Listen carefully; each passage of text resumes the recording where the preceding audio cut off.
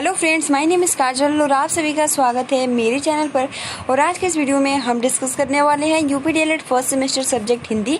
ठीक है, और हमने जितने भी शुरुआत से डिस्कस कर रहे थे वो आपका पूरा टॉपिक ख़त्म हो चुका है। तो आज के इस वीडियो में हम पवन सीरीज से लघु उत्तरीय प्रश्न स्टार्ट कर रहे हैं बिल्कुल शुरुआत से। ठीक है, तो चलिए फ्रेंड्स शुरू करते हैं। वीडियो को लाइक कर दीजिए और अपने फ्रेंड्स मित्र को शेयर कर दीजिए। तो देखिए फ्रेंड्स, सबसे पहले तो आपका लघु उत्तरीय प्रश्न है जिसमें आपका सबसे पहला प्रश्न है कि ध्वनि क्या है।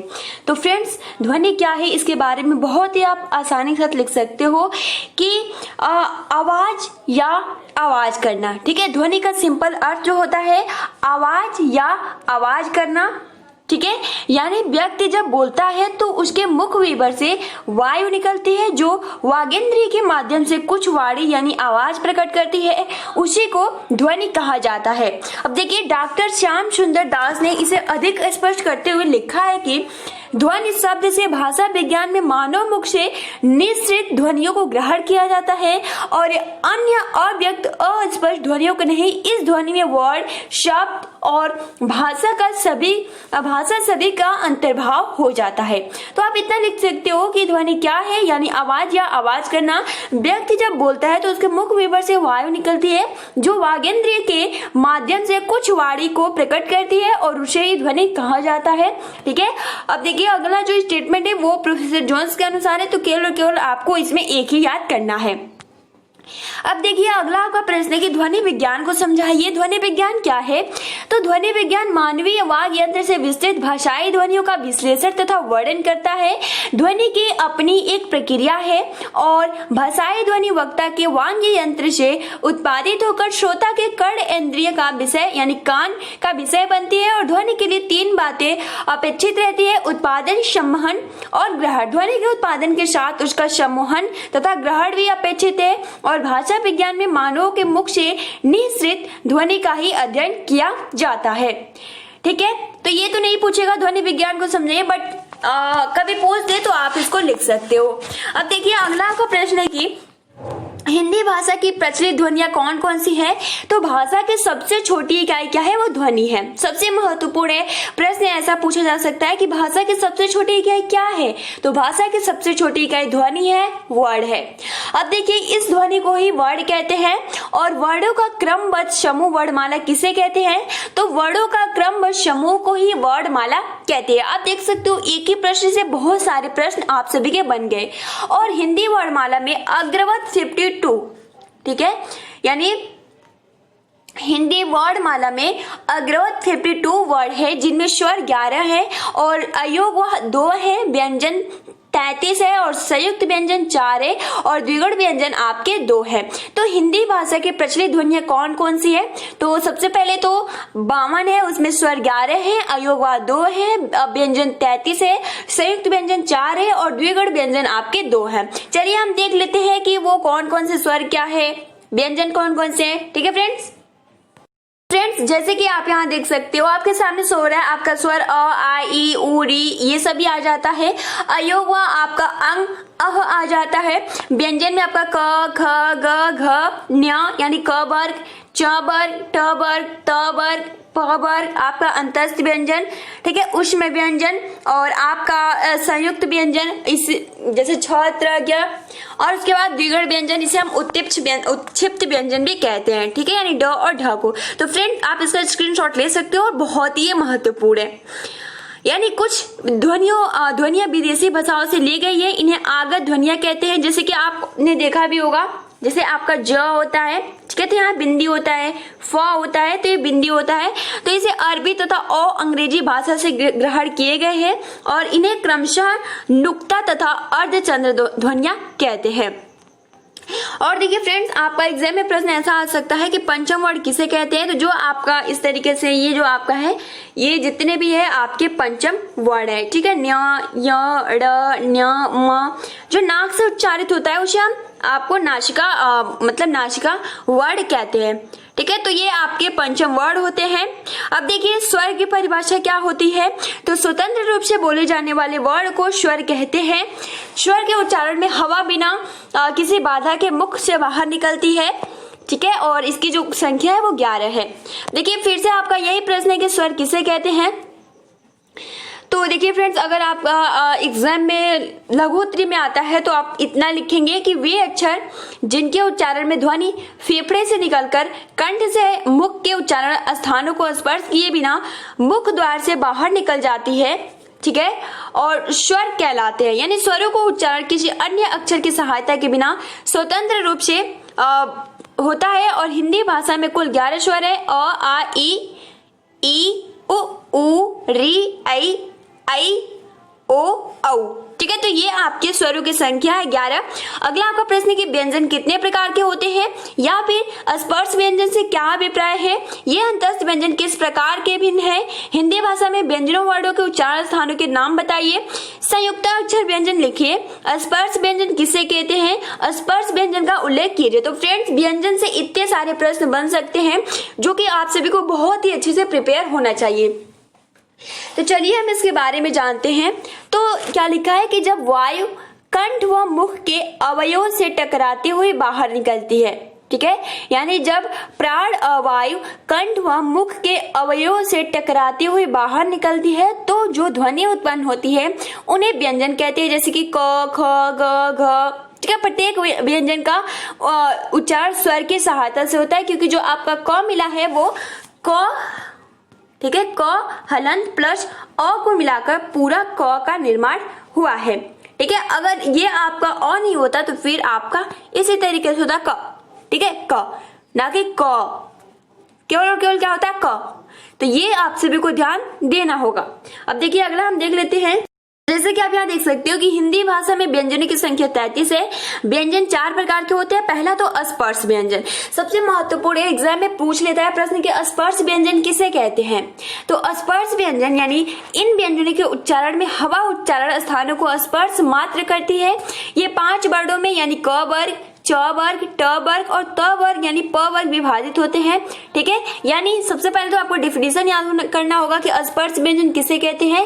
तो इन व्यंजनों के उच्चारण में हवा उच्चारण स्थानों को स्पर्श मात्र करते हैं। यानी जो आपका हवा होता है, यानी इन जब हम इन जो भी ये वर्ड होते हैं जब इनका हम उच्चारण करते हैं तो जो हवा होता है उच्चारण स्थानों को स्पर्श मात्र करती है, ठीक है। तो ये 5 वर्डों में क वर्ग, च वर्ग, ट वर्ग, प वर्ग जैसे क, ये सभी आ जाते हैं। उसके बाद आता है अंतस्थ व्यंजन। तो अंतस्थ व्यंजन क्या होता है, तो जिन व्यंजनों के उच्चारण में जिह्वा मुख के किसी भाग को नहीं छूती है, ठीक है, यानी जो हमारा टंग यानी जो जिह्वा होता है, जीभ होता है, जिन व्यंजनों के उच्चारण में जिह्वा मुख के किसी भाग को टच यानी छूती नहीं है और बिना हवा और बिना रगड़ खाए, बिना हवा बिना रगड़ खाए मुंह से बाहर निकल जाती है, तो उन्हें अंतस्थ व्यंजन कहते हैं। एग्जाम्पल के लिए आप सभी को पता है य, र, ल, व होता है। तो आप खुद एक बार उच्चारण करके देखिए, य, र, ल, व। तो आप देख सकते हो कि बिना रगड़ खाए बहुत ही आसानी के साथ, ठीक है, जो आपका जिह्वा होता है वो किसी भी भाग को नहीं छूती है। य, र, ल, व। तो आप देखेंगे कि नहीं छूती है, तो इसलिए बिना रगड़ खाए मुंह से बाहर निकलती है, उन्हें अंतस्थ व्यंजन कहते हैं, ठीक है। अब देखिए अगला है कि उष्म व्यंजन। उष्म से नाम से ही पता चलता है उष्मा, यानी ऐसा वर्ड जिन्हें उच्चारित करने में हमारे मुंह से उष्मा निकले, मुख से रगड़ खाती हुई धीरे धीरे बाहर निकलती है, तो उसे हम क्या बोलते हैं, उष्म व्यंजन। देख लेते हैं इसमें क्या कहा गया है। तो जिन वर्णों के उच्चारण में हवा मुख से रगड़ खाती हुई धीरे धीरे बाहर निकलती है उन्हें उष्म संघर्षी व्यंजन कहते हैं। क्या कहते हैं, उष्म संघर्षी व्यंजन कहते हैं।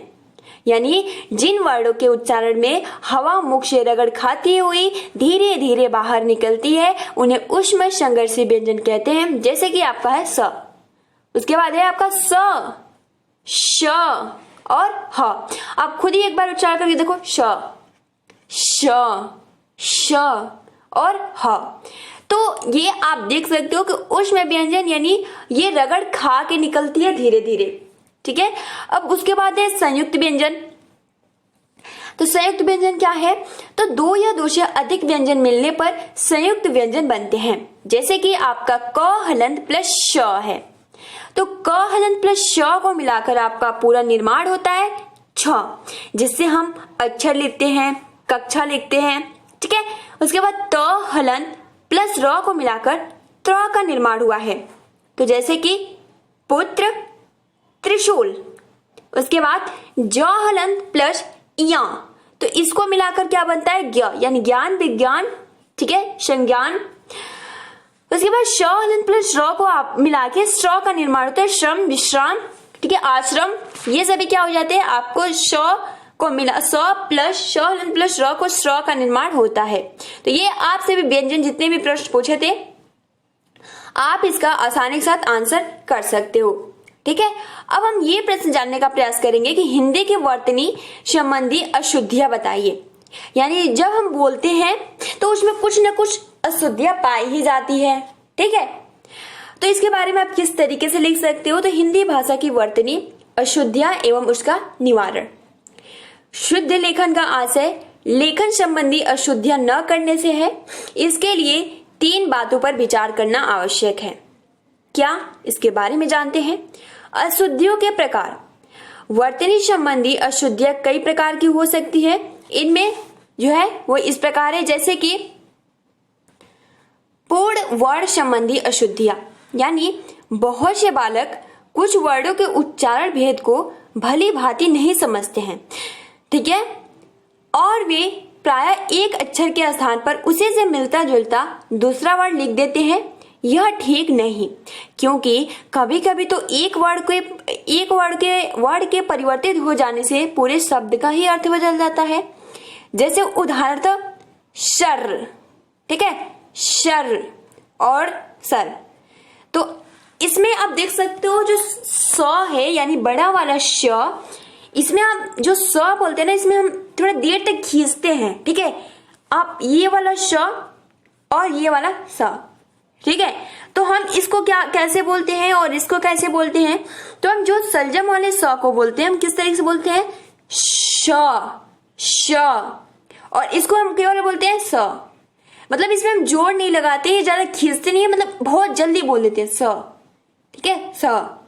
लेकिन जो स बोलते हैं, ये जो आपका तालु होता है ये ऊपर टकराता है। जैसे हम ये बड़ा वाला श बोलेंगे ना, श, और छोटा वाला स, तो ये टकराता नहीं है। ये डिफरेंट है दोनों में, आप बहुत ही आसानी से कर सकते हो। और जब प्राथमिक क्लास में जब पढ़ाने जाएंगे तो आप बहुत ही आसानी से बता सकते हैं श और स में किस तरीके के डिफरेंट है।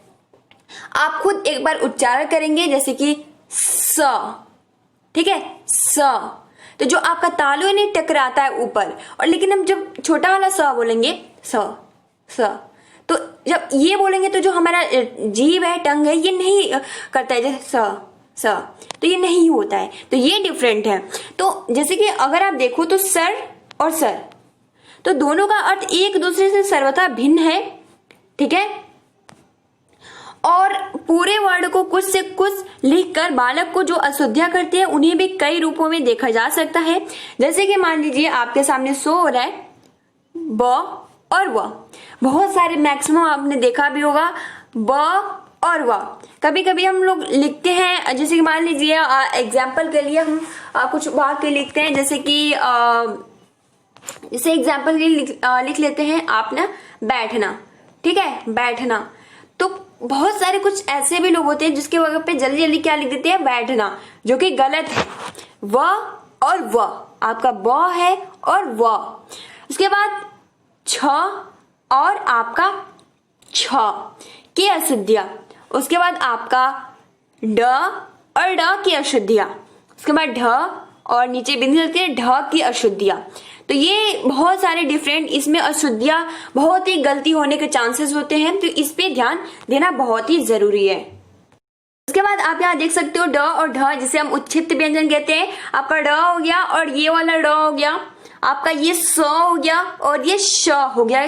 ठीक है, श और स की अशुद्धियां, तो इनमें बहुत सारे डिफरेंट पाए जाती है। तो आप इसके बारे में एक या दो अशुद्धियां लिख सकते हो। उसके बाद फ्रेंड्स अगला आपका प्रश्न है कि अनुनासिक ध्वनियों के संकेत क्या हैं। तो अनुनासिक ध्वनियों के संकेत आपका अंग, ई और अंग हो जाता है।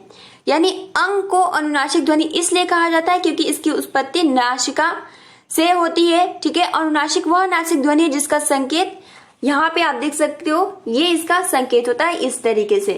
ठीक है, और जब स्वर किसी अवरोध के नासिका से उच्चारित हो तब ये स्वर अनुनासिक कहलाते हैं, जैसे कि हंस, यहाँ, वहां, कहाँ, झांसी।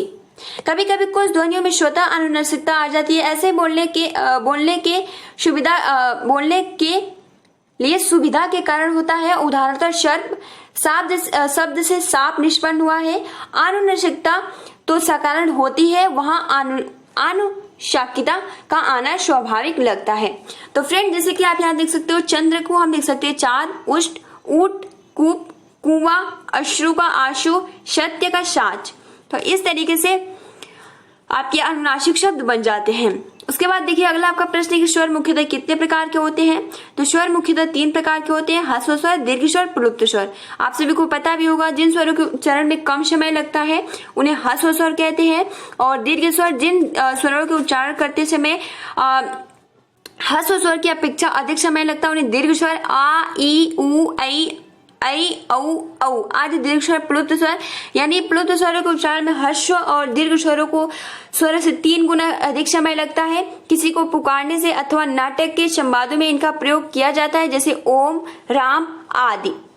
ठीक है, अब देखिए फ्रेंड्स, यहाँ से आपका ये प्रश्न स्टार्ट हो गया। तो फ्रेंड्स, आज के लिए इतना ही रहने देते हैं। ठीक है, और जितने महत्वपूर्ण प्रश्न हम कल की वीडियो में डिस्कस करेंगे। तो आज के लिए इतना ही, आप अपना अच्छे से प्रिपरेशन करते रहिए।